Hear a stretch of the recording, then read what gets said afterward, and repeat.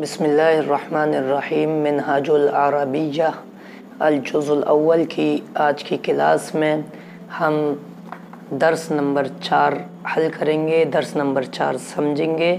اس میں یہ دیکھیے بہت آسان یہ سبق ہے، صرف اتنی سی بات آپ کو اس سبق میں سمجھنی ہے کہ جب کسی لفظ پر، کسی کلمے پر، کسی اسم کے آخر میں دو پیش آ جائیں گے، دو زبر دو زیر آ جائیں گے، جس کو ہم تنوین ایک لفظ میں کہہ سکتے ہیں، پھر اس لفظ پر اس زبر زیر یعنی اس تنوین والے کلمے پر اگر الف لام داخل کیا گیا تو اس میں سے آخر سے دو پیش ہٹ کر ایک پیش رہ جائے گا۔ یعنی آپ بس آسان الفاظ میں یوں سمجھیے، یا تو کلمے پر لفظ پر دو پیش ہوں گے یا پھر شروع میں اس کے الف لام ہوگا یعنی ایک پیش ہوگا۔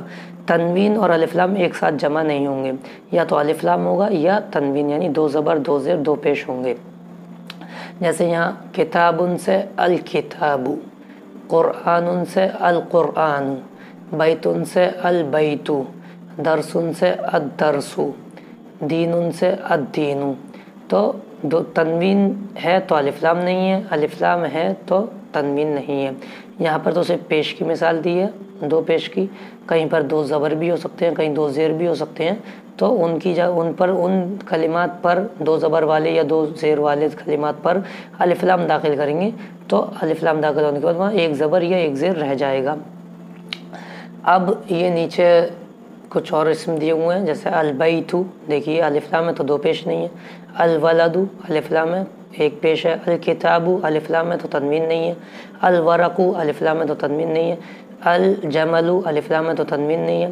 الفرس، الحمار، القرد، الکلب، الدین، الدرس، الرجل۔ تو یہ اس میں بس یہی سمجھنا ہے اس سبق میں کہ اگر الف لام آئے گا تو پھر اس پر تنوین نہیں آئے گی۔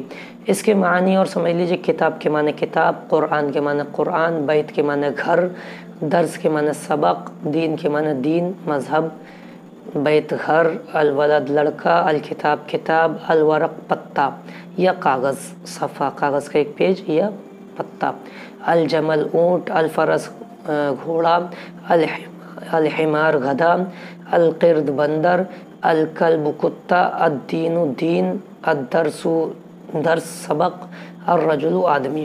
اب یہاں پر لکھا ہوا ہے پڑھو اور لکھو، ان کو آپ کو پڑھنا ہے، پھر ان کو کاپی پر زبر زیر پیش لگا کر لکھنا ہے۔ تو دیکھیے قرآن، الف لام نہیں ہے تو تنوین آ جائے گی، قرآن دو پیش لگیں گے۔ دین، الاسلام الف لام ہے تو پھر ایک پیش آئے گا الاسلام۔ رجل رجل الف لام نہیں ہے تو دو پیش آئیں گے۔ درس، عربی، اور اسی طرح سے جمل اور حمار الف لام نہیں ہے تو دو پیش آئیں گے۔ کلب، قرد، فرس، ولد۔ قرآن معنی قرآن، دین معنی دین، الاسلام معنی اسلام، رجل معنی آدمی، درس معنی سبق، عربی معنی عربی عرب کا رہنے والا عربی، جمل معنی اونٹ، حمار معنی گدھا گدھا، کلب معنی کتا، قرد معنی بندر، فرس معنی گھوڑا، ولد معنی لڑکا۔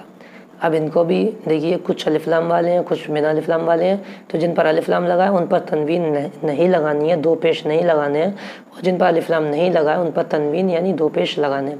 الدرس درس معنی سبق، الاسلام اسلام معنی اسلام، دین دین معنی دین، رجل رجل معنی آدمی، حمار حمار معنی گدھا، جمل جمل معنی اونٹ، الکلب الکلب معنی کتا، البیت البیت معنی گھر، القرآن القرآن معنی قرآن، رسول رسول معنی رسول، العرب عرب معنی عرب ملک، عربی کے معنی عرب کا رہنے والا، اور العرب معنی عرب ملک دیش، عربی عرب کا رہنے والا، الجنت جنت، العلم علم، قرد بندر، زہر پھول، الورق پتا یا کاغذ، الحمار گدھا، فرس گھوڑا، الصغیر چھوٹا، الفرس بڑا، الاسلام اسلام، الجمل اونٹ، کبیر بڑا۔